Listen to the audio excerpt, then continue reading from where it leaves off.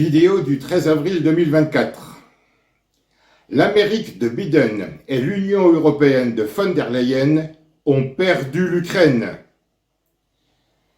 Les États-Unis ont inondé le monde entier de leur dollar, misant sa valeur fiduciaire, sa valeur confiance, sur la quantité imprimée plutôt que sur des valeurs sûres comme l'or. Je rappelle deux choses que j'ai déjà dites il y a quelques mois. Le plan Marshall d'après-guerre était officiellement animé d'intentions louables. Accorder des prêts aux États européens pour les aider à la reconstruction des villes bombardées au cours de la Seconde Guerre mondiale. Ces prêts étaient accordés sous condition d'accepter d'importer des équipements américains pour un montant équivalent de 16,5 milliards de dollars en 1948, 173 milliards aujourd'hui. Sous couvert de cette aide non désintéressée, qui faisait tourner l'industrie exclusivement américaine à plein régime, se cachait une décision géopolitique autoritaire. Faire barrage à la volonté hégémonique expansionniste communiste de l'URSS à l'époque. Aujourd'hui, au regard du nombre de bases militaires américaines disséminées de par le monde, plus de 800, constat est fait que ce plan Marshall a surtout été, sous couvert d'aide à la reconstruction de l'Europe, le vecteur d'expansion de la volonté hégémonique impérialiste américaine d'imposer son diktat monétaire. Il y a eu plus de dollars mis en service ces 3 dernières années que depuis sa naissance le 6 juillet 1785 pour une entrée en service en 1792. Par déséquilibre physique, sa valeur fiduciaire, sa valeur confiance, risquant d'être mise à mal, Richard Nixon, alors président des États-Unis, indexait la valeur du dollar sur le pétrole d'Arabie Saoudite. Profitant de cette aubaine, les pays de l'OPEP multipliaient le prix du baril par 4. Le choc pétrolier de 1973 était né. Le dollar reprenait de sa valeur confiance, de sa vigueur, rebondissait dans les transactions, servant de monnaie d'échange dans quasiment le monde entier, sauf en URSS, qui avait refusé l'aide du plan Marshall. Grosso modo, contrairement à ce que les médias voudraient nous faire croire, on peut dire aujourd'hui que l'antagonisme américano-russe n'est pas idéologique, mais principalement économique, la métamorphose positive de la Fédération de Russie du président Poutine, prouvant qu'avec la confiance d'un peuple, on peut tout à la fois moderniser un pays en se passant du roi dollar et fédérer d'autres pays autour d'un nouveau et prometteur idéal de société, un nouveau paradigme nécessairement radicalement disruptif. Avec la mise en application du 4e pouvoir souverain du peuple, il est évident que les BRICS sont l'avenir de la planète. Mais ils sont aussi le cauchemar, l'angoisse absolue des États-Unis d'Amérique. Fini le règne hautain, dédaigneux, dégoulinant de dollars. Fini le règne écrasant, arrogant, souvent humiliant de son oligarchie. Mais je sais aussi que, sous condition, comme pour tous les autres pays au monde, sous couvert d'égalité et d'honnêteté, la porte des BRICS ne leur sera pas fermée. Malheureusement pour nous, pauvre France, présidée par un Sarkozy qui, en 1 mois et 5 jours, tout d'abord le 7 novembre 2007, nous a réintégrés de force dans l'OTAN, le bras armé du nouvel ordre mondial, franc-maçon spéculatif, Illuminati, Bilderberg, Davos, Young Leaders, Le Siècle, etc. Et 35 jours plus tard, le 12 décembre 2007, faisait voter par voie parlementaire le texte qui devait donner une constitution à l'Union européenne, texte que nous avions rejeté par voie référendaire le 29 mai 2005. Contre son gré, la France devenait partie prenante à la fois dans l'OTAN et dans l'Union européenne. la mort de notre histoire plus que millénaire, la disparition de notre civilisation programmée. Inacceptable. La vassalisée Union européenne s'est laissée entraîner dans le conflit zelenskien, dont les manettes sont tenues par l'administration démocrate américaine de Biden. La tare psychiatrique de Macron et sa méconnaissance de la diplomatie font de lui la marionnette idéale pour détruire la France, seul pays de l'Union européenne à posséder l'arme nucléaire. Seulement voilà, M. Vassili Nebenzia, représentant permanent russe auprès de l'ONU, écoutez bien ce que je dis. M. Vassili Nebenzia vient de recommander aux pays occidentaux de se préparer au fait que le seul sujet des réunions internationales sur l'Ukraine sera bientôt la reddition inconditionnelle du régime de Kiev. Sera bientôt la reddition inconditionnelle du régime de Kiev. Voilà une déclaration officielle on ne peut plus explicite. Comme moi, vous remarquerez que M. Nebenzia ne désigne pas nommément Zelensky, mais parle du régime de Kiev.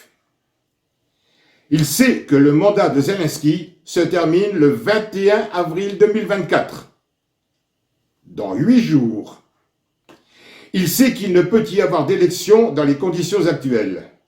Donc, très bientôt, le seul sujet des réunions internationales sur l'Ukraine sera la capitulation inconditionnelle du régime de Kiev.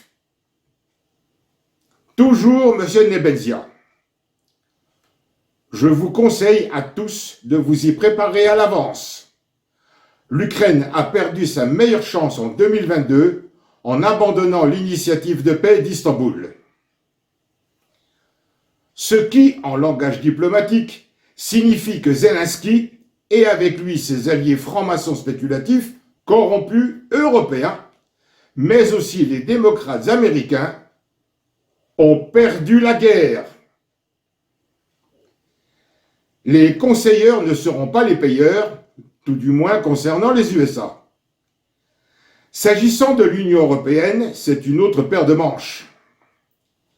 Des hypothèses se dessinent, s'offrent désormais, que je développe pour vous. La Russie souhaite capturer Zelensky vivant. Mais voilà, si c'est le cas, il parlera et ce qu'il a à dire ne doit pas être bien propre. Par exemple, pourquoi l'Union européenne de la von der Leyen est une si ardente défenseur? C'est tout simplement parce que sa famille, mais aussi celle de Biden, entre autres, possède d'énormes intérêts dans l'agriculture ukrainienne, d'où ses décisions bruxelloises de ne pas appliquer de droits de douane sur les importations. Un flagrant abus de position dominante, un conflit d'intérêts évident relevant du tribunal pénal international. Je m'exprime dans cette vidéo en pensant aux agriculteurs de mon pays. Chaque laboureur français qui, ne pouvant plus faire face aux charges toujours plus lourdes, voit son entreprise, souvent patrimoniale sur plusieurs générations, mise en faillite, se suicide par désespoir. Ces événements dramatiques sont bénéfices à la von der Leyen's Biden's Macron's Bad Band, la mauvaise bande de von der Leyen, Biden, Macron. J'enrage de voir les paysans français se battre avec détermination, courageusement, contre le gouvernement qui fait semblant de lâcher du lest, sachant que de toute façon, ses promesses en France seront invalidées à Bruxelles par la von der Leyen. Une autre hypothèse. Zelensky se rend sans condition au président Poutine. L'OTAN l'abandonne sans état d'âme à son sort. Rappelant l'accord bilatéral de sécurité signé le 16 février 2024 à l'Élysée, Macron, frustré de sa volonté immature caractérielle de tout faire pour que le président Poutine ne gagne pas cette guerre, tente de convaincre ses homologues européens. Ceux-ci refusent. Dans la folie démoniaque qu'il habite, Macron poursuit seul sa volonté d'en découdre avec la Russie. Que fera le chef d'état-major des armées? Une troisième hypothèse. Avant la chute de Kiev, Zelensky est suicidé. Faute d'alliés à défendre contre le méchant ours russe, le combat prenant fin faute de combattants, l'OTAN et l'Union européenne se retirent du champ de bataille. La coalition américano-européenne n'a pas perdu la guerre. C'est Zelensky qui a perdu la vie. Je n'élude pas le peuple ukrainien qui a terriblement souffert et paye les conséquences de l'armement de son ex-dirigeant. Heureusement, sans me jeter des fleurs, sans vantardise, loyalement, je suis en mesure de démontrer que la France dispose d'une chance inouïe, inespérée. Je peux prouver que son statut politico-juridique, ou si vous préférez juridico-politique, grâce à la bourde monumentale commise par le colonel 2 étoiles de Gaulle, contenue dans l'article 65, sans constitution depuis le 4 octobre 1958, fait que la France a la possibilité de se retirer légalement d'une situation dans laquelle elle a été placée par Dupri, jeu mortel entamé par Biden, Zelensky, von der Leyen, Macron, et non par le président Poutine. Ce n'est évidemment pas Macron qui prendra ces décisions. Ce pourrait être Renaissance française. Qu'un seul média, même étranger, ait la volonté d'écouter la vérité française en m'invitant. Grupo Globo du Brésil, Russia Today de Russie, Hashtag d'Inde, pardon pour la prononciation, Chine Nouvelle, Xinhua, Média 24 d'Afrique du Sud, CNews, Tucker Carlson ont ma préférence. Tout est résumé dans mon livre.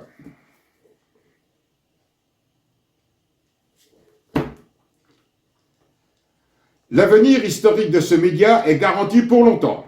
Il rentrera au panthéon des grands médias mondiaux.